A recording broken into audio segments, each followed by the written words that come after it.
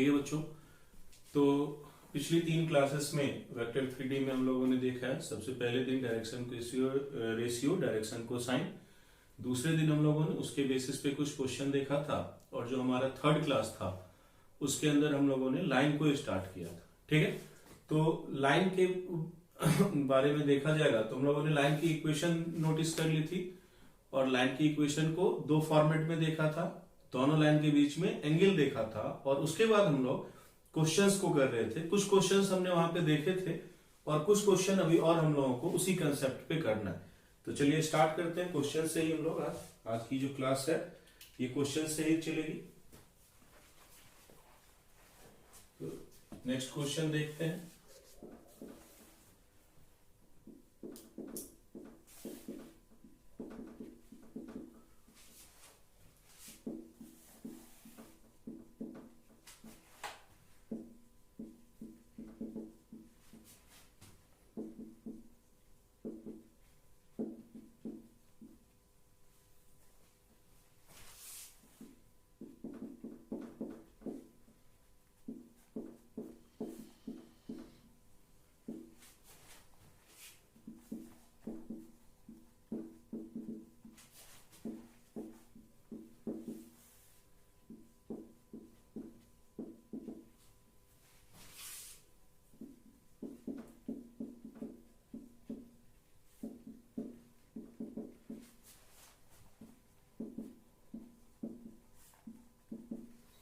Simple सवाल है बच्चों, देखिए।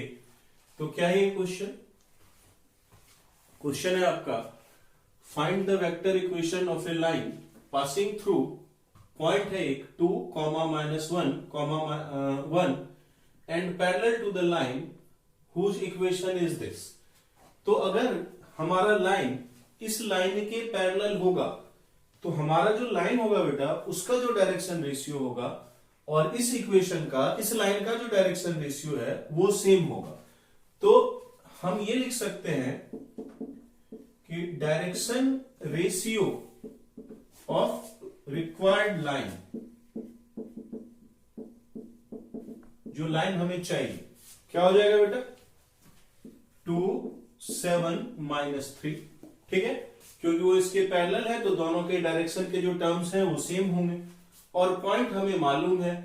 तो हम पहले कार्टेशियन इक्वेशन लिख देते हैं। क्या हो जाएगा?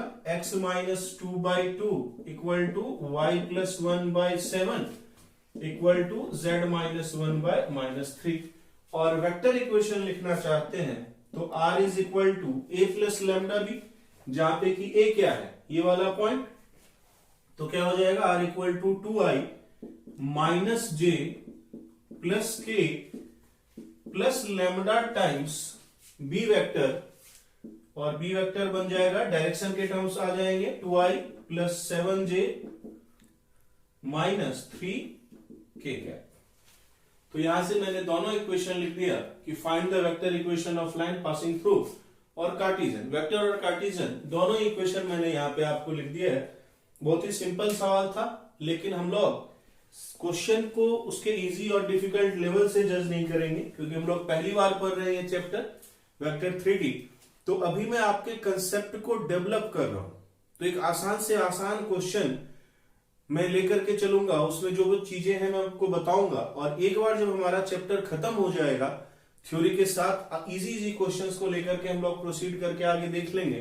तब एंड में, चैप्टर के एंड में, मैं प्रीवियस ईयर के अच्छे क्वेश्चंस, IIT JEE में पूछे गए क्वेश्चंस या ओलंपियाड वगैरह में, KVPY वगैरह में, इंडिया के जितने भी प्रेस्टिजियस या वर्ल्ड वाइड जो भी अच्छे कॉम्पिटिशन्स हैं उनके जो भी क्वेश्चन हमारे सिलेबस में आएंगे तो उनको मैं टैकल करूंगा। तो अभी बेसिकली हम लोग थ्योरी सीख रहे हैं, तो इसीलिए मैं उन क्वेश्चंस पे ज्यादा फोकस कर रहा हूं जिससे कि कुछ सीखने को मिले, बेसिक जो हमारा बिल्डिंग ब्लॉक है वो हमारा स्ट्रांग हो।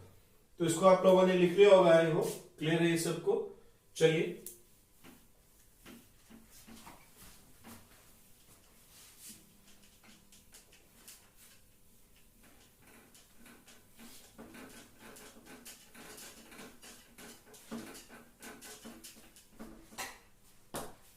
नेक्स्ट क्वेश्चन देखते हैं बेटा।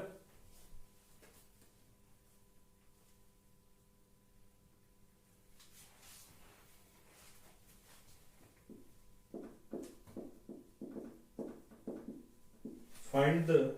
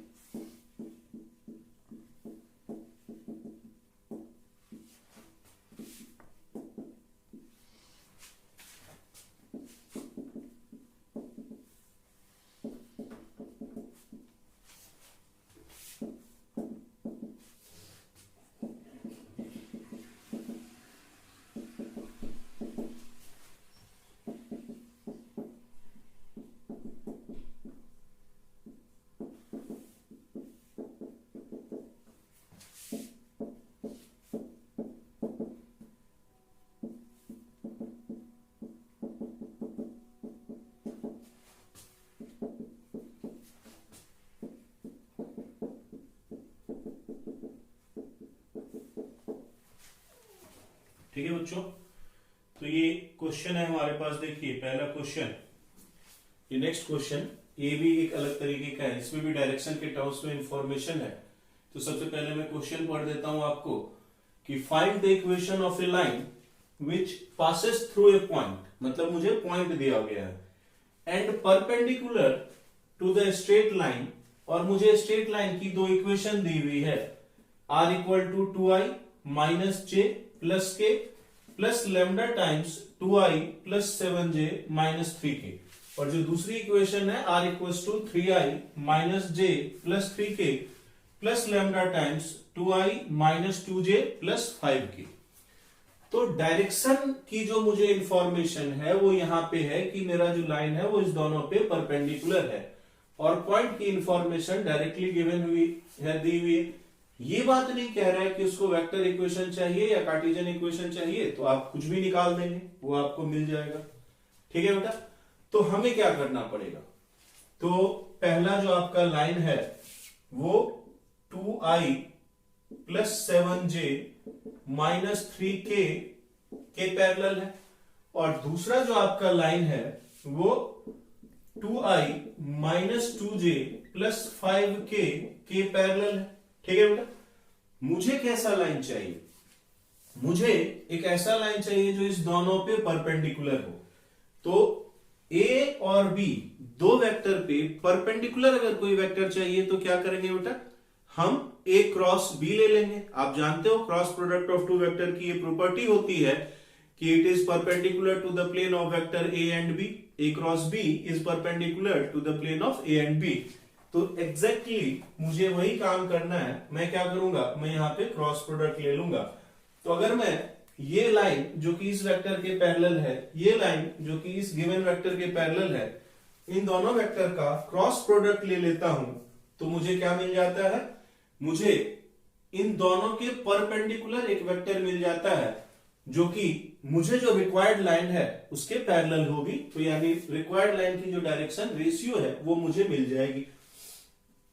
अब ये बड़ा ही आसान सा है, आपको सिंपली इन दो वेक्टर्स का क्रॉस प्रोडक्ट लेना है। आप डायरेक्टली लिख सकते हो, बहुत सारे बच्चों को आदत होती है डिटर्मिनेंट के फॉर्म में लिखने की, इसीलिए मैं ऐसे लिख देता हूं। डायरेक्टली भी आप निकाल सकते हैं बेटा, ये आपका डिटर्मिनेंट फॉर्मेट में आ जाएगा। यहां से आप लिखना चाहें तो बताइए i का कोफिशिएंट क्या हो जाएगा, तो 7 इंटू 5 35 माइनस में 6, तो 7 इंटू 5 35 माइनस 6 यानी कि 29 आई कैप। ठीक है बेटा, तो 29 i cap minus j into 10 minus 6, तो minus 16 j cap, minus 16 j cap, और प्लस k के साथ क्या आ जाएगा बेटा, तो माइनस 4 माइनस 14, तो माइनस 18, और प्लस माइनस प्लस, तो k के साथ भी आपका ये प्लस रहेगा, तो ये माइनस 18 आपका आ जाएगा। ठीक है, तो माइनस में 18 k कैप। क्लियर है सबको, ये यहाँ पे किसी को कोई कंफ्यूजन नहीं है बेटा। 5 इंटू 2 10 माइनस 6 और वो प्लस आ जाएगा तो माइनस 10 प्लस 6 16 जे के साथ माइनस साइन और यहाँ के साथ फिर 2 इंटू 2 माइनस 4 माइनस 2 इंटू 7 14 तो माइनस 18 यहाँ प्लस साइन। तो ये मुझे डायरेक्शन मिल गया बेटा। अब मुझे क्या चाहिए, तो अब मुझे सिंपल डायरेक्शन मालूम है, पॉइंट मालूम है।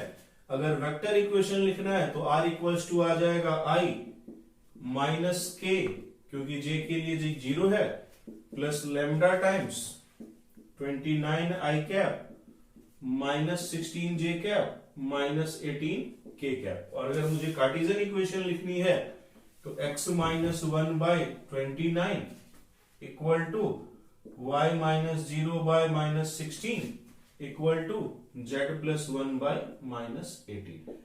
तो डिपेंड करता है जो भी पूछा जाएगा, चाहे कार्टेशियन पूछा जाए या वेक्टर पूछा जाए तो वो मैं बता सकता हूं। ठीक है बच्चों, तो यहां तक क्लियर है सबको। चलिए एक बार इसको लिख लीजिए, फिर हम लोग अगले क्वेश्चन की तरफ प्रोसीड करते हैं। चलिए करेक्ट, तो मैं नेक्स्ट क्वेश्चन पिक करता हूं बेटा।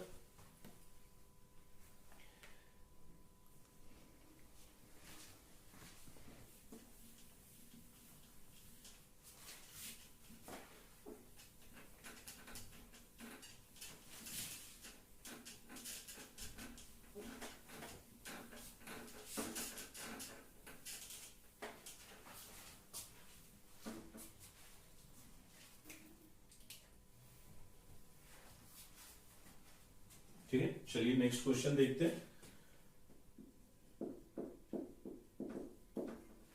Find the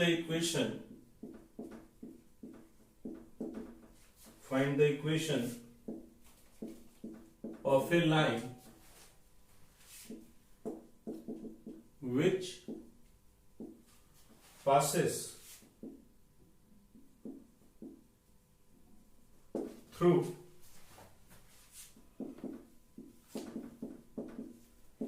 the point 1 1 1 and intersect the lines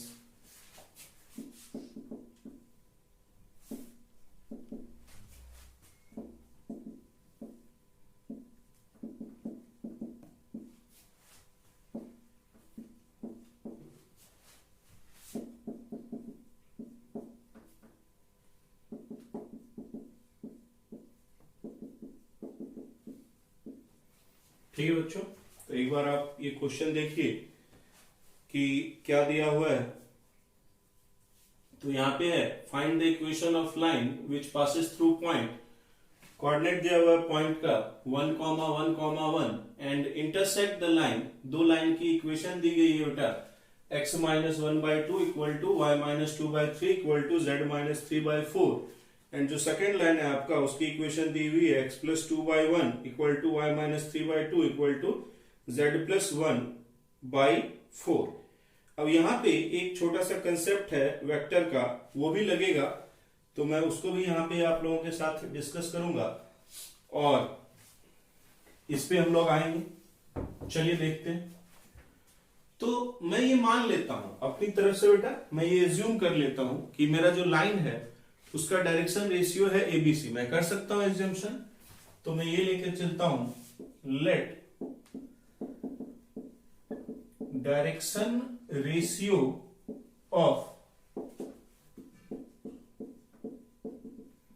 the required line be a b c. तो मैंने क्या माना, मैंने जो लाइन है उसकी डायरेक्शन रेशियो मान ली है और वो डायरेक्शन रेशियो है ए बी सी। तो यहां से मैं क्या कर सकता हूं बेटा, यहां से मैं लाइन की इक्वेशन को लिख सकता हूं क्योंकि मुझे पॉइंट मालूम है और डायरेक्शन रेशियो मैंने मान लिया है। तो x minus 1 by a equals to y minus 1 by b equals to z minus 1 by c. ये क्या हो गई, ये जो मैंने लाइन मानी है, जो मेरा एजम्पशन है, जो मैंने लाइन एज्यूम किया है, उसकी ये इक्वेशन है। अब आप कहोगे कि सर इसके बाद आप क्या करोगे, चाहिए तो यही था। अब आपको मैं पहले थोड़ा सा डायग्राम से समझाऊंगा। ठीक है। मान लीजिए ये मेरा लाइन है बेटा और ये मेरा दूसरा लाइन है, ठीक है। इस लाइन के ऊपर एक पॉइंट है 1 2 3, इस लाइन के ऊपर एक पॉइंट है 1 1 1। ये लाइन 2 3 4 के पैरेलल है, ठीक है। मतलब इस लाइन का डायरेक्शन है 2 3 4, इस लाइन का डायरेक्शन है ABC। मान लीजिए कि ये एक लाइन है और ये एक लाइन है, कह रहा है कि दोनों को इंटरसेक्ट कर रहा है, इंटरसेक्ट द लाइंस दिस, यानी इंटरसेक्ट कर रहा है। तो मान लो ऐसी कोई बात बनेगी, ठीक है बेटा, ऐसी कोई बात बनेगी। ये अब देखो, ये जिसके पैरेलल है वो वेक्टर है 2 3 4, ये जिसके पैरेलल है वो वेक्टर है ABC। तो ये जिसके पैरेलल है, ये जिसके पैरेलल है, और एक पॉइंट 1 2 3 यहां पे है, एक पॉइंट 1 1 1 यहां पे, मैं इसको मिला दूं, मैं इस दोनों को मिला दूं। तो अगर मैं इस दोनों को मिला दूंगा तो ये वेक्टर, दो लाइन अगर इंटरसेक्ट कर रहा है बेटा तो वो एक प्लेन में होगा। ध्यान दीजिए मेरी बातों को, अगर दो लाइन इंटरसेक्ट कर रहा है तो वो एक प्लेन में होगा। तो उस प्लेन के ऊपर प्रेजेंट अगर दो पॉइंट को आप मिलाओगे तो वो उसी प्लेन में रहेगा। तो ये वेक्टर, ये लाइन जिसके पैरेलल है वो वेक्टर, वो भी उसी प्लेन में रहेगा। और ये जो लाइन है दूसरी लाइन, ये इसके पैरेलल जो वेक्टर है वो, तो ये तीनों वेक्टर एक प्लेन में रहेंगे, ठीक है। कौन कौन से वेक्टर की मैं बात कर रहा हूं? इसकी डायरेक्शन वाली 2i cap 3j cap 4k cap, इसकी डायरेक्शन वाली ai cap plus bj cap plus ck cap, और इस लाइन के ऊपर का पॉइंट 1 2 3, इस लाइन के ऊपर का पॉइंट 1 1 1, इनको मिलाने से जो वेक्टर मिली है, ये तीनों वेक्टर एक ही प्लेन में है। अब मैं ऐसे तो जब आप पढ़ोगे आगे चल के, या पढ़ चुके होगे वेक्टर में स्केलर ट्रिपल प्रोडक्ट तो समझोगे, लेकिन मैं जनरल बात कहता हूं बेटा कि अगर मेरे पास तीन वेक्टर है x y z, और ये तीनों ही वेक्टर जो है वो कोप्लेनर है बेटा। कोप्लेनर होने का मतलब है एक ही प्लेन में है। तीनों वेक्टर जो है वो कोप्लेनर है, मतलब कि वो एक ही प्लेन में है। अगर ये एक ही प्लेन में है तो x dot y cross z क्या होगा? x dot y cross z क्या होगा? तो y cross z will be perpendicular to the plane of y and z। इतना नहीं सोचना, सिंपल समझो। y cross z will be perpendicular to the plane of y and z, and x is coplanar with y and z, so this y cross z will be perpendicular to x, and as this y cross z is perpendicular to x, the whole result will become 0 because you are using dot product here. Angle 90 degree लिया आपने, तो x dot y cross z जो है बेटा वो 0 हो जाएगा। अब मैं आपको एक बात और समझाना चाहता हूं। मान लो कि y जो आपका वेक्टर है वो बेटा है y1 i cap plus y2 j cap plus y3 k cap. z जो आपका वेक्टर है वो है आपका z1 i cap plus z2 j cap plus z3 k cap. तो अगर आप y क्रॉस z लिखोगे तो क्या होगा? अगर आप y क्रॉस z लिखोगे तो क्या लिखोगे? i j k y1 y2 y3 z1 z2 z3, ठीक है बेटा। और मान लीजिए कि x आपका वेक्टर है x1 i cap plus x2 j cap plus x3 k cap. तो अगर मैं x जिसको कि मैं मान रहा हूं x1 i cap x2 j cap x3 k cap, इसका डॉट प्रोडक्ट लेता हूं इसके साथ, तो आप ध्यान से देखिएगा बेटा, i का कोफिशिएंट क्या होगा? y2 z3 minus z2 y3, वो मल्टीप्लाई किससे हो जाएगा? x1 से। डॉट प्रोडक्ट में ये होगा ना, तो i की जगह मैं डायरेक्टली x1 रख दूं, j की जगह मैं डायरेक्टली x2 रख दूं, और k की जगह मैं डायरेक्टली x3 रख दूं। तो यहां से मैं ये कह सकता हूं कि ये जो चीज है x dot y cross z, ये डायरेक्टली आप डिटर्मिनेंट लिख सकते हो x1 x2 x3 y1 y2 y3 z1 z2 z3 and this should be 0। ठीक है बेटा, उम्मीद करता हूं कि ये चीज आप समझ गए होंगे। अभी आपको इसमें कोई दिक्कत नहीं होगा, कोई कंफ्यूजन नहीं होगा। But if there is any problem, हम इस टॉपिक को बाद में भी पढ़ेंगे बेटा। तो जब हम बाद में इसको पढ़ेंगे तब देख लेंगे, ठीक है।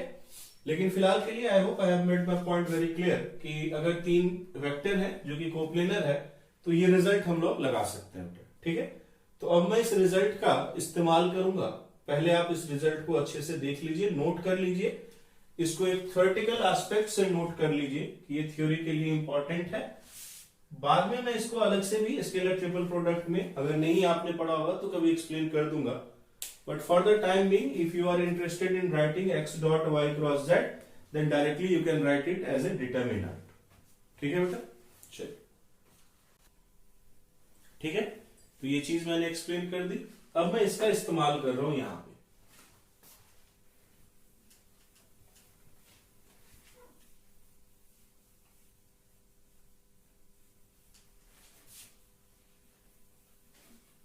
ये एक चीज आ गई क्वेश्चन के बीच में, अच्छा हुआ हमने कुछ सीख लिया, वरना बाद में अलग से देखते। तो चलिए, हमारा डिटर्मिनेंट जो है वो 0 होगा।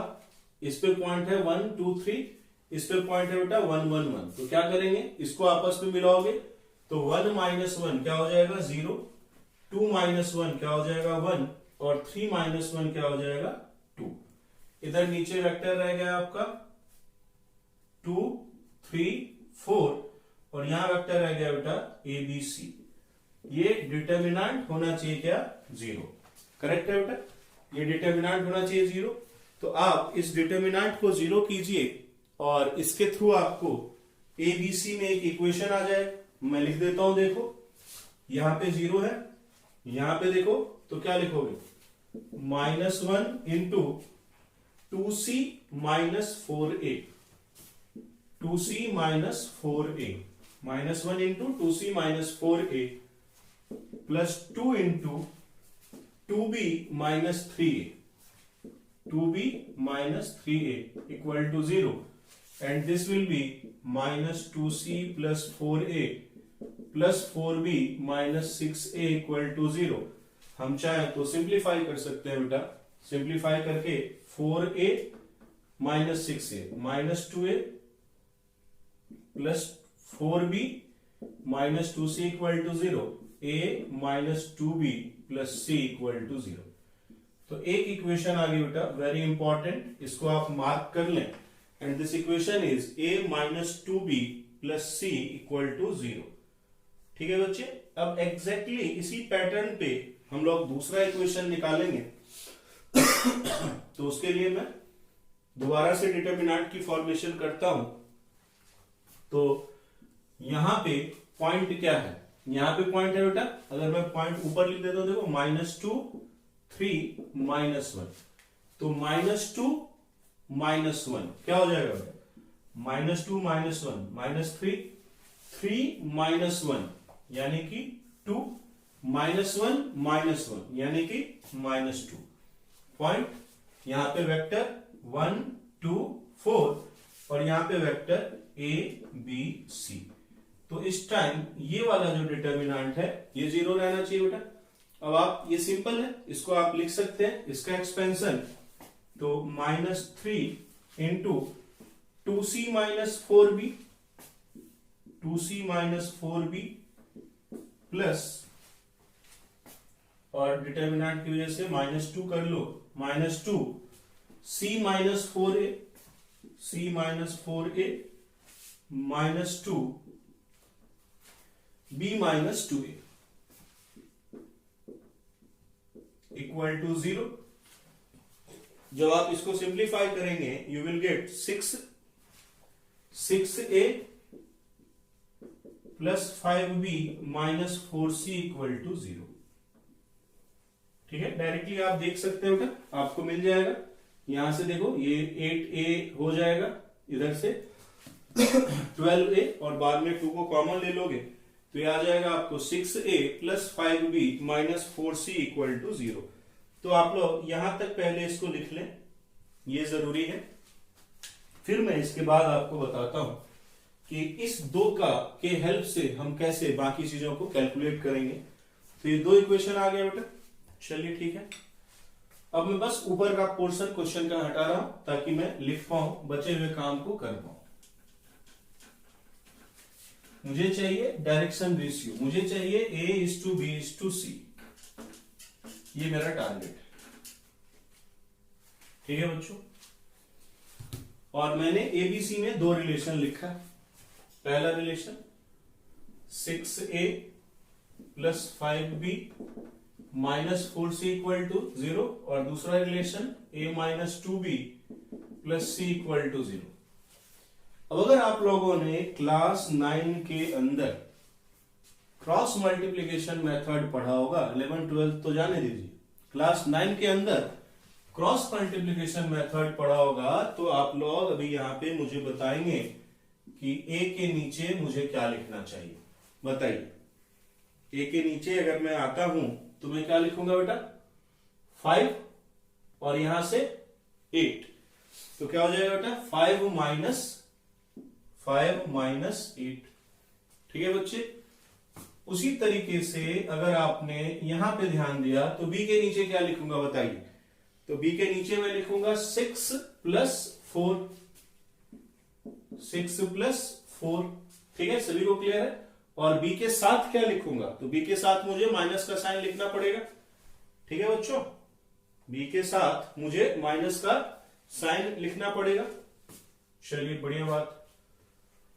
और फिर C के नीचे मुझे क्या लिखने की जरूरत है? तो -8 - 5, ये हो जाएगा आपका C के नीचे, सॉरी, 12 - 12 - 5, -12 - 5, करेक्ट।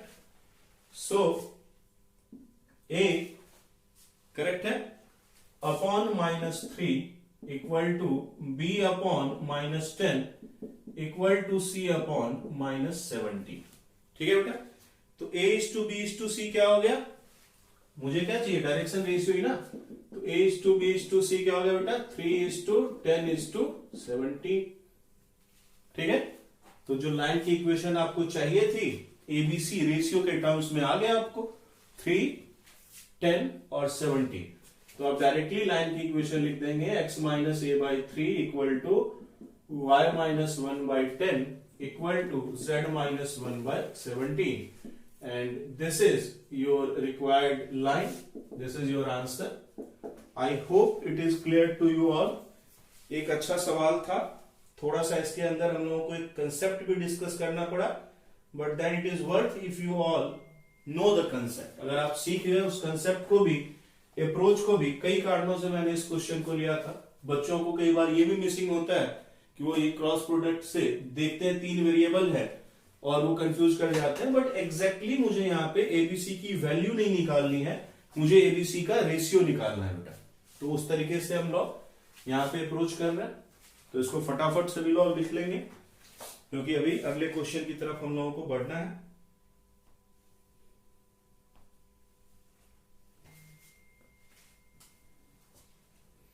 ठीक है, चलिए, now let's move to the next question. इस क्वेश्चन के को मैं एक बार समराइज कर देता हूं बेटा। अगर आपके पास 3 वेक्टर है ABC, ठीक है, या XYZ के टर्म्स में मैंने बताया था, तो मैं बता देता हूं। अगर आपके पास 3 वेक्टर है XYZ, तो x.y×z, अगर वो तीनों कोप्लेनर है तो वो 0 होगा। वो की कंसेप्ट है इस क्वेश्चन का। ठीक है, x.y×z जो है वो डिटर्मिनेंट बन जाएगा कोफिशिएंट का। हमारे पास 2 लाइन है जो इंटरसेक्ट कर रहा है, तो पहले वाले लाइन के डायरेक्शन वाले वेक्टर, दूसरे वाले लाइन के डायरेक्शन वाले वेक्टर, और पहले और दूसरे दोनों लाइन के पॉइंट को मिला दोगे तो जो मिलेगा वो तीसरा वेक्टर। वो तीनों वेक्टर कोप्लेनर होंगे, तो उनके कोफिशिएंट्स का डिटर्मिनेंट 0 हो जाएगा। ऐसा करके मैंने यहाँ पे 2 डिटर्मिनेंट 0 करके एबीसी में 2 इक्वेशन को लिखा, और फिर क्रॉस मल्टीप्लीकेशन मेथड से A:B:C को फाइंड आउट किया। तो ये पूरी कार्रवाई यहाँ पे हुई है। I hope it is clear to you all. If there is any problem you can text, you can message, we will discuss it later on also in some other videos. अगर आपको फिर भी कोई चीज दिक्कत रहती है, आप मैसेज कर दें, तो आने वाले वीडियोज में हम लोग उस चीज को कवर अप कर लेंगे बेटा। चलिए, बहुत अच्छा। So now let's move to the next question. Now let us take a simple question.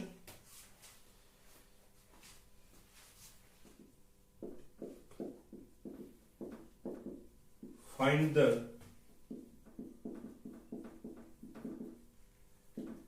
coordinates of a point on the line x minus 1 by 2 equals to y plus 1 by minus 3 equal to z at a distance 4 root 14 from the point 4 root 14 from the point 1 comma minus 1 comma 0. It's a simple question. I hope you all will be able to solve this, but then also I will discuss. Question को मैं एक बार read कर देता हूँ बेटा. Find the coordinates of a point on the line x minus 1 by 2 equals to y plus 1 by minus 3 equal to z at a distance 4 root 14 from the point 1 minus 1 0. 1 minus 1 0 is a point on the plane, and I need a point on this line whose distance from this point is 4 root 14. तो अभी तक मैंने general point नहीं लिया था किसी भी line पे, so it is the first time I am going to take a general point. जो मैंने आपको बताया था थ्योरी में कि जनरल पॉइंट हो जाता है x equal to x1 plus lambda a, y equal to y1 plus lambda b, z equal to z1 plus lambda c. So let's take a general point. यहाँ पे जनरल पॉइंट क्या हो जाएगा बेटा, x equal to 1 plus 2 lambda, y equal to minus 1 minus 3 lambda and z equal to simply lambda. I hope it is clear to you. मैं यहाँ पे इसको ऐसे कर सकता हूँ बेटा, देखो z minus 0 by 1 equal to lambda लिख करके, और मैं यहाँ से जनरल पॉइंट ले सकता हूँ x minus 1 equal to 2 lambda, x equal to 1 plus 2 lambda, y plus 1 equal to minus 3 lambda, y equal to minus 1 minus 3 lambda, z equal to lambda. तो एक तो मेरा ये पॉइंट है और एक पॉइंट है मेरा 1 माइनस 1 0. इसके बीच में मुझे डिस्टेंस फॉर्मूला लगाना है, कहने की जरूरत है नहीं, आप सभी एक्सपर्ट हो डिस्टेंस फॉर्मूला लगाने में. 1 प्लस 2 लेमडा माइनस 1 का whole square plus minus 1 minus 3 lambda minus minus 1, क्या हो जाएगा बेटा, प्लस 1 का whole square plus 0 minus lambda का होल स्क्वायर. अंडर रूट लेना मुझे पसंद नहीं है यहाँ पे, क्यों इतना बड़ा लिखा जाए, डायरेक्टली इसको भी हम लोग डिस्टेंस का स्क्वायर कर देते हैं. So this will be equal to 16 into 14. Correct. So 1 से बेटा देखो ये 1 कैंसिल आउट हो गया, ये प्लस 1 से ये माइनस 1 कैंसिल आउट हो गया. 2 lambda square 4 lambda square plus 9 lambda square plus lambda square is equal to 16 into 14. This is 9 plus 4 13 plus 1 14. 14 lambda square equal to 16 into 14. 14 से 14 cancel out कर दो बेटा. Lambda square is 16. Lambda is equal to plus minus 4. Correct? Lambda की कितनी value आई है बच्चे? Lambda की 2 value आई है. इससे क्या पता चलता है? We have 2 such points. Correct है बेटा.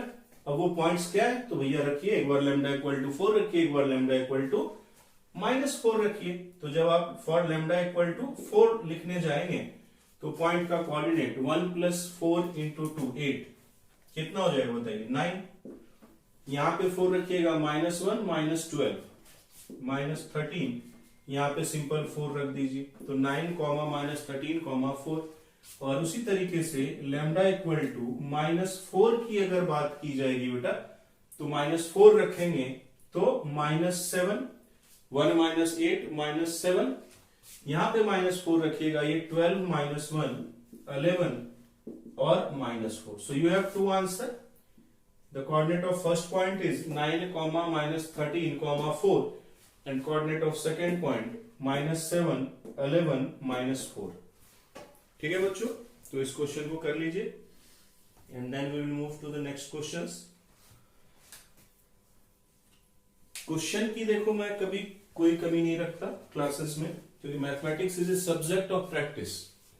आप 2 थ्योरी सीखते हैं, उसके ऊपर अगर आप 2-4 सवाल नहीं करते हैं तो फिर कभी भी आप वो थ्योरी नहीं सीख पाएंगे जिंदगी में. और अगर आपको थ्योरी आती है, उसके साथ आपने 2-4 क्वेश्चन वहीं के वहीं लगा करके देख लिया, आपने उन फॉर्मूले को संभालना सीख लिया, उनका इस्तेमाल करना सीख लिया, फिर क्वेश्चन बनाने से आपको कोई नहीं रोक सकता है। ठीक है, up to this point I think everything is clear. Now let's move to the next question.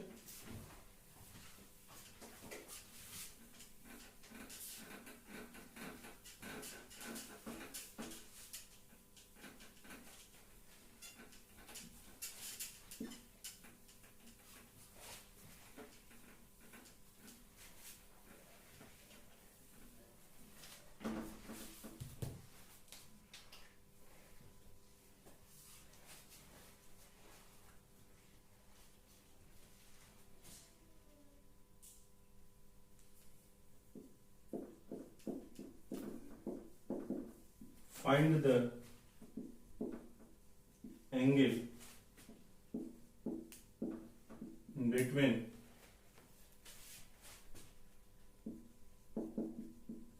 following pair of lines। ठीक है बेटा, अब पेयर ऑफ लाइन के लिए हम लोग एंगल की बात कर रहे हैं। ठीक है, तो पहला सवाल, दो सवाल मैं इकट्ठे लिख देता हूं क्योंकि लाइन के लिए बड़ा कैलकुलेशन इजी होता है। तो पहला जो है उसमें दो लाइन है अपने पास, r equals to 3i cap plus 2j cap minus 4k cap plus lambda times i cap plus 2j cap plus 2k cap.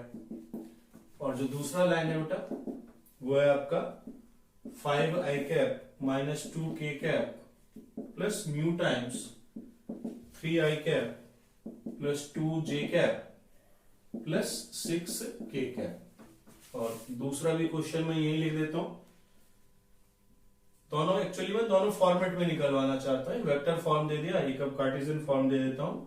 तो x plus 4/3 equals to y minus 1/5 equals to z plus 3/4 और x plus 1/1 equals to y minus 4/1 equal to z minus 5/2। तो ये दो हमारे पास है, simple concept है, सभी बच्चों से सही होगा ये। तो वेक्टर फॉर्म में लाइन है बेटा, ये वाली लाइन इसके पैरेलल है, तो बेसिकली मैं बात करूं अगर, ठीक है, पहले तो क्वेश्चन देख लीजिए। क्वेश्चन क्या है आपका, find the angle between following pair of lines, और दो लाइन की इक्वेशन दी गई है यहां पे, और दूसरा सवाल हो गया यहां पे। तो क्या था, b1 dot b2 bye mod b1 b2। भैया ये वाला क्या है, इसको मान लीजिए ये b1 वेक्टर है, ये क्या हो जाएगा, ये b2 वेक्टर हो जाएगा बेटा। तो अगर मैं पहले वाले क्वेश्चन के लिए cos थीटा लिखना चाहूं तो क्या हो जाएगा, b1 डॉट b2, इसका डॉट क्या लिखोगे, a1 a2 3 plus b1 b2 4 plus c1 c2 12 divided by modulus of this 1 plus 4 plus 4 9 का रूट 3, modulus of this 9 plus 4 13 plus 36 49 का रूट 7। तो ये क्या हो गया बेटा, 12 plus 4 16 plus 3 19/21। cos theta is 19/21। Theta में इंटरेस्ट है तो लिख दो cos इनवर्स 19/21। सिमिलरली जो आपका दूसरा वाला सवाल है, यहां पे देखिएगा, तो ये किसके पैरेलल है बेटा, 3i 5j 4k, और ये किसके पैरेलल है, i plus j plus 2k। तो इसके लिए अगर मैं सेकंड वाले के लिए cos थीटा लिखना चाहूं तो क्या हो जाएगा बेटा, b1 a1 a2 that is 3 plus b1 b2 that is 5 plus c1 c2 that is 4 into 2 8 divided by there magnitude 3 का स्क्वायर 9 प्लस 25 34 प्लस 16 कितना हो जाएगा बेटा, रूट 50 इंटू, क्लियर है बच्चों, 1 प्लस 1 प्लस 4 क्या हो जाएगा, 6, 1 प्लस 1 प्लस 4 6। तो ये हो गया सिंपल, अगर देखा जाए तो 8 प्लस 8 16, इसको रूट के अंदर मल्टीप्लाई कर दो, 50 इंटू 6 300, 300 को लिख सकते हो 100 इंटू 3, और 100 इंटू 3 को लिख सकते हो 10 रूट 3। चाहो तो फर्दर सिंप्लीफाई कर सकते हो 8/5, तो theta is equal to cos inverse 8/5√3. So I hope it is clear. These two was the easiest question I would say. आज की क्लास के दो सबसे आसान सवाल थे, बट एंगल निकालना था बेटा, इसलिए ये दो क्वेश्चन आपको दिया है. एक और क्वेश्चन हम लोग लेते हैं और फिर हम लोग नेक्स्ट चीज पे आगे बढ़ेंगे, प्रोसीड करेंगे. यहां तक आप लोग देख लीजिए. सभी बच्चे का सही आना चाहिए बेटा. Now move to the next question.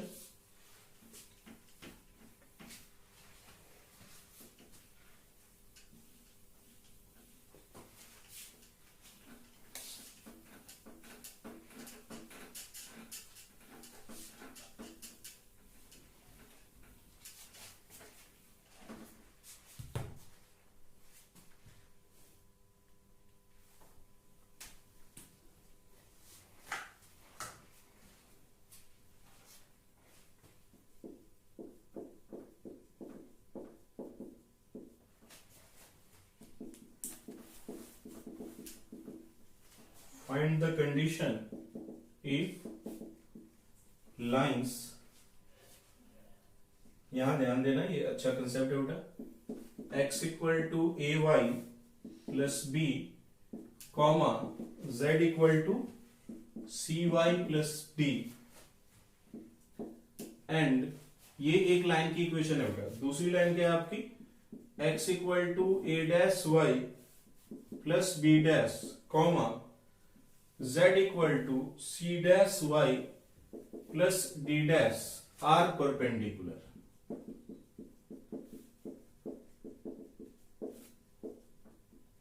ठीक है बच्चों. तो यहां पे ध्यान दीजिए कि एक लाइन है ये टोटल मिलाकर के एक लाइन है, और एक लाइन है ये. आपको ये सर ऐसा तो पढ़ा ही नहीं, ना ये वेक्टर फॉर्म है ना ये कार्टेशियन फॉर्म है, बिल्कुल नहीं है बेटा. हमें इसको इसके स्टैंडर्ड फॉर्मेट में लाना पड़ेगा. यहां से शुरू करते हैं. देखो x भी y के टर्म में है, z भी y के टर्म में. हम क्या करते हैं, हम y को भी x के टर्म में निकाल देते हैं और z के टर्म में निकाल देते हैं. यहां से देखिएगा अच्छे से. ठीक है बेटा. तो क्वेश्चन पहले देखो क्या है, एक बार आराम से तसल्ली से. Find the condition if the lines की इक्वेशन दी हुई है, x equal to a y plus b comma z equal to c y plus d, and x equal to a dash y plus b dash and z equal to c dash y plus d dash are perpendicular. अब आ जाते हैं. देखो ये line की equation है, इन दोनों के मिलने से बनी है. z equal to c y plus d, यहां से लिख सकते हो बेटा x minus b equal to a y, z minus d equal to c y. अब यहां से क्या लिख दोगे, x minus b by a equal to y equal to z minus d by c. अब देखो ये एग्जैक्ट फॉर्मेट में आ गया. x minus b by a equal to y minus 0 by 1 equal to z minus d by c. Exactly same case यहां भी करेंगे बेटा. तो ये आ जाएगा, देखिए x minus b dash by a dash equal to y minus 0 by 1 equal to z minus d dash by c dash. So direction ratio of this is a1c. Direction ratio of this is a dash 1 c dash. What is the condition if two lines are perpendicular और two vector are perpendicular? cos theta हम पहले ही निकलवा चुके हैं बेटा. Condition के लिए a1 a2 plus b1 b2 plus c1 c2 equal to 0. यहां पे a1 है a, a2 है a डैश, b1 है 1, b2 है 1, c1 है c, c2 है c डैश. तो आप डायरेक्टली लिख देंगे a dash plus 1 plus c dash equal to 0. तो जो चाहिए था मुझे, क्या चाहिए था, कंडीशन चाहिए थी. ये हमारी कंडीशन है बेटा, a dash plus 1 plus C dash equal to 0. अच्छे से आप लोग इसको लिखिए. ठीक है बच्चों. ठीक है बच्चों. तो ये कंडीशन हम लोगों ने निकाल दी.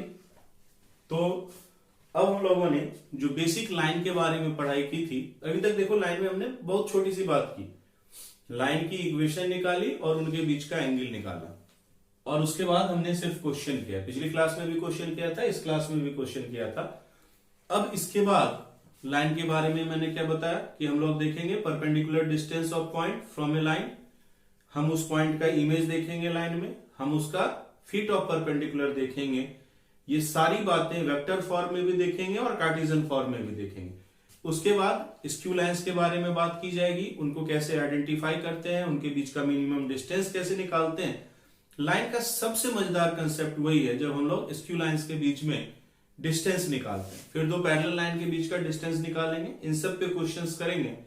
तो आई होप कि 1.5 क्लास और हमारा ये लाइन चलेगा बेटा। तो यहां तक आप लोग कंफर्टेबल रहिए, अच्छे से पढ़िए और एनसीईआरटी सॉल्व कीजिए, एग्जाम्पलर सॉल्व कीजिए, प्रीवियस ईयर को सॉल्व कीजिए। कहीं कोई भी डिफिकल्टी होती है मेरे साथ शेयर कीजिए, उसको हम लोग देखेंगे। अगर आपका कोई क्वेश्चन मुझे अच्छा लगता है, आपका कोई डॉट, तो मैं कोशिश करूंगा कि अपनी लेक्चर सीरीज में ही उसको इंक्लूड कर लूं। बाद में डॉट की मैं 1-2 वीडियो और बनाऊंगा तो उसके अंदर मैं उसको एड्रेस कर लूंगा। तो यहां तक हम लोग इसको रखते हैं, आज के लिए इतना ही करते हैं बेटा, ठीक है। चलिए, ऑल द बेस्ट।